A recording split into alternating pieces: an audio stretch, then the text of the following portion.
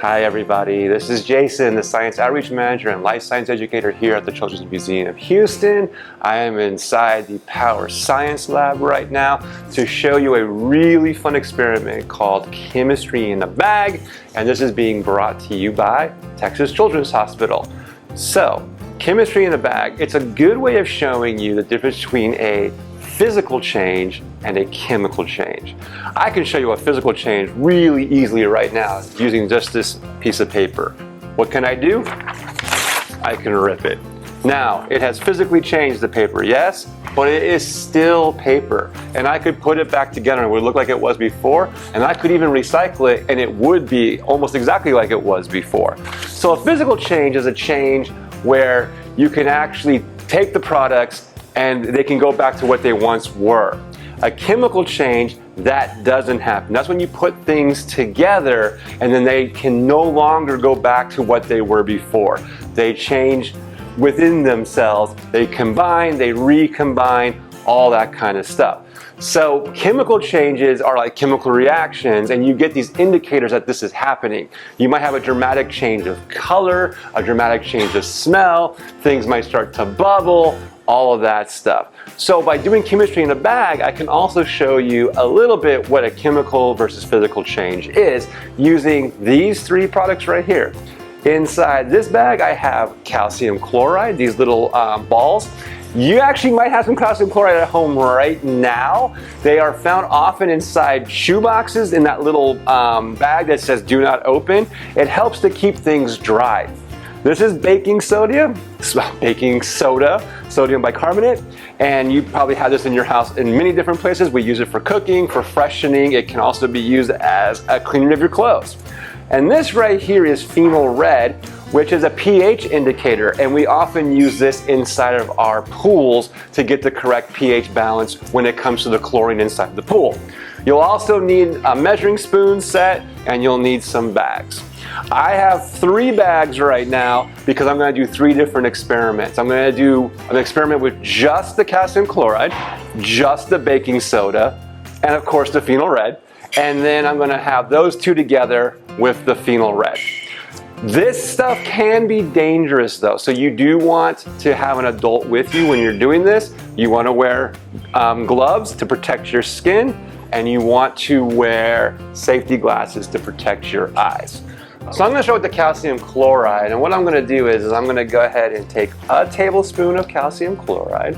I'm going to put it inside the bag, and then I'm going to take 1 ounce of phenol red. These are little 1 ounce cups. I have it in a measuring cup too, and you can see the ounces in that as well.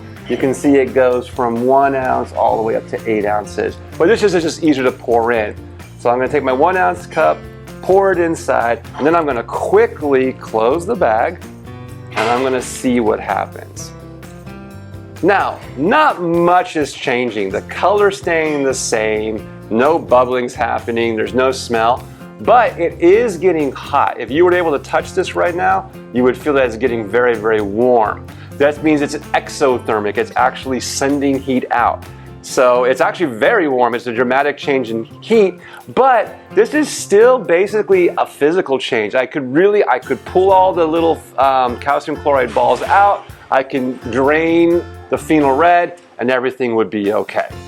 Now let's go ahead and try the baking soda, sodium bicarbonate. I'm going to put the same amount of sodium bicarbonate in, so it doesn't look like I'm doing anything trickery.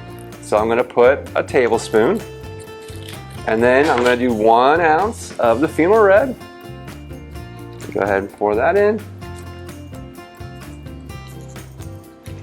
So, right now, again, you're not seeing much of a change, but this time I'm feeling that it's becoming cold.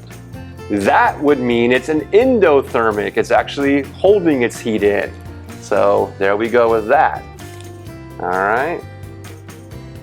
But again, not much is changing. I could probably drain and filter out the phenol red and the baking soda.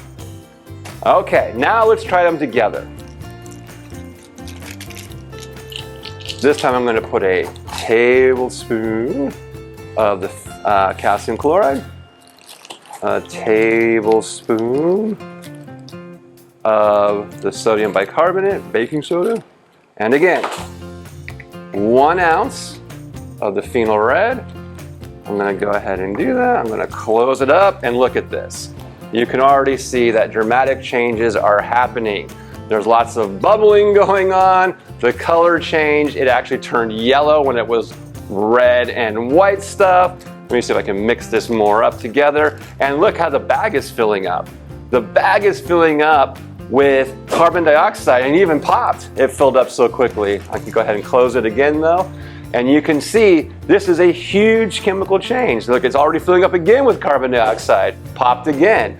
So it's a really cool experiment happening. What I'm basically making here though is sort of like watered down chalk. But at this point, there is probably no way I could get the calcium chloride back, I could get the baking soda back, or the phenol red back. I have done, oh, there's a big pop.